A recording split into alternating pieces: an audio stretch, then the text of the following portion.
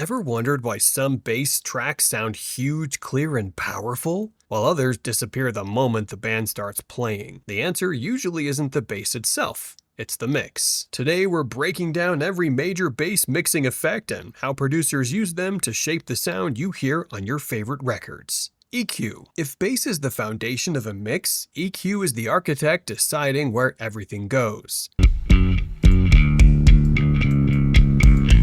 One of the biggest mistakes beginners make is assuming EQ is about adding more bass. More bass should mean a bigger sound, right? Not necessarily. Bass already occupies a huge portion of the frequency spectrum. The deepest subfrequencies usually live between 20 and 60 Hz, while the body of the instrument often sits between 60 and 200 Hz. Attack clarity and note definition extend even higher. This means bass is constantly competing for space, especially with the kick drum and other low-frequency instruments. One of the biggest trouble spots sits between 200 and 400 Hz, where too much energy can make a mix sound muddy and unfocused. On the other hand, a small boost between 700 Hz and 2 kHz can help notes cut through more clearly. Think of it like two people trying to sit in the same chair. It doesn't matter how expensive the chair is, somebody is going to have a bad time. The same thing happens when the kick drum and bass both try to dominate the same frequencies. Professional engineers don't use EQ to make bass bigger. They use it to create space. When each instrument has its own place in the mix, everything sounds clearer, tighter,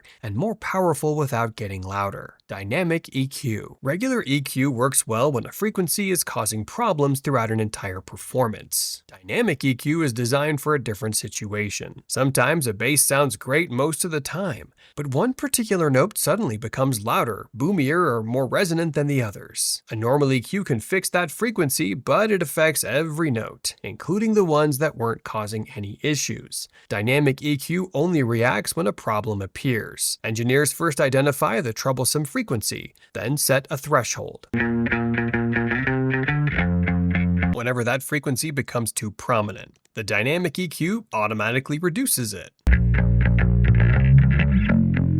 As soon as the problem disappears, the EQ returns to normal. It's a bit like having an automatic volume control for a specific frequency range. That's why dynamic EQ is often used to tame resonant notes, control low-end buildup, and keep bass sounding balanced and without removing warmth or character from the rest of the performance. Compression. Bass is one of the most dynamic instruments in a mix. One note can leap out of the speakers while the next seems to disappear entirely. That's perfectly normal when someone plays bass, but it can become a problem once the rest of the arrangement enters. This is where compression becomes one of the most valuable tools in mixing. At its most basic level, compression reduces the difference between loud notes and quiet notes. The result is a bass performance that feels more even and consistent from beginning to end. But compression does far more than control volume. It shapes feel. A slower attack allows the front edge of each note to pass through before the compressor reacts, creating a punchier and more aggressive sound. A faster attack grabs the note immediately, smoothing things out and making the bass feel tighter and more controlled. Release settings are just as important. A fast release can make the bass feel lively and energetic, while a slower release often produces a steadier groove. This is why two engineers can use the same compressor on the same bass track and end up with completely different results. Sidechain compression. Compression doesn't just control the bass itself. It can also help the bass work better with other instruments. One of the most common examples is sidechain compression. If you've ever listened to a mix and felt like the low end was muddy or cluttered, there's a good chance the kick drum and bass were competing for the same space. Without sidechain compression, the kick and bass hit together, both trying to dominate the low end at the exact same moment. Turn on sidechain compression and things start to open up. Every time the kick hits, the bass briefly steps back for a fraction of a second, creating just enough room for the kick to punch through clearly before the bass returns to full volume. The listener rarely notices the volume change itself, but they do notice the result. That's why sidechain compression has become such a common tool in modern mixing. Think back to the chair analogy. The kick and bass are still trying to sit in the same chair, but sidechain compression briefly asks the bass to stand up whenever the kick arrives. A moment later, the bass sits right back down. The listener never notices the swap happening, but they do notice how much cleaner and more powerful the low end feels. Parallel compression. Parallel compression is used when engineers want more weight and consistency without crushing the life out of the original bass performance. Instead of heavily compressing the main bass track, they send a copy of it to a separate compression chain. That duplicate can be compressed much harder and then blended back underneath the original signal. Before parallel compression, a bass can sound clean and natural but sit slightly behind the mix. After it's blended in, the bass feels fuller, more present, and easier to hear without becoming noticeably louder. The original track keeps its dynamics and groove, while the compressed layer adds sustain, punch, and stability underneath. Used well, parallel compression gives bass more authority in the mix, while preserving the feel that made the performance sound musical in the first place. Multiband compression. Now that we know regular compression controls the overall dynamics of the bass, sidechain compression helps it work alongside the kick drum, and parallel compression blends consistency with punch. It's time to look at a more specialized tool. Multiband compression takes a different approach. A regular compressor treats the entire bass signal as one unit. If a low note becomes too powerful, the compressor turns down everything, including frequencies that weren't causing a problem. Multiband compression takes a more targeted approach. Instead of compressing the entire bass, it divides the signal into separate frequency ranges. This allows engineers to control the low end without affecting the mids and highs.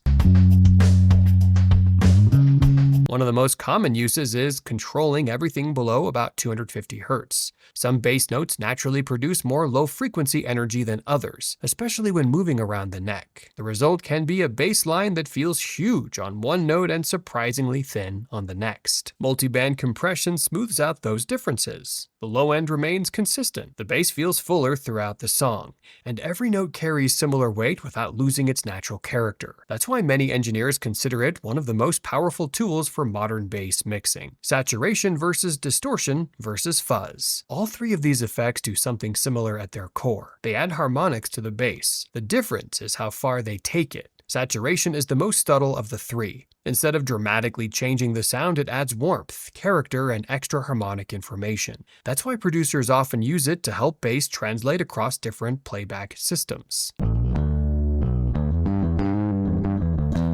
A bass line that sounds huge on studio monitors can almost disappear on a phone speaker. Saturation helps solve that problem by creating harmonics that smaller speakers can reproduce more easily. Distortion takes things a step further. Instead of simply warming up the sound, it adds grit, bite, and aggression.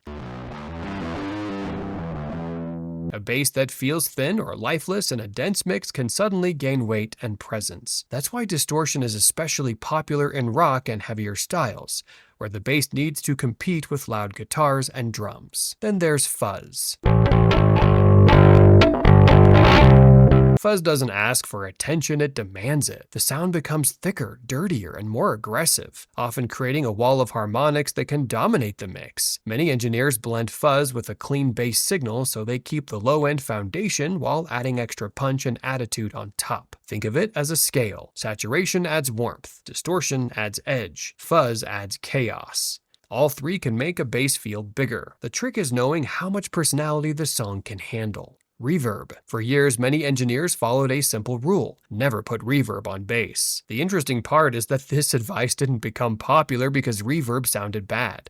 Historically, it had more to do with vinyl records, where excessive low-frequency ambience could create playback and phase problems. Over time, that caution turned into accepted wisdom. Modern production, however, offers more flexibility. Reverb can work extremely well on bass when used carefully.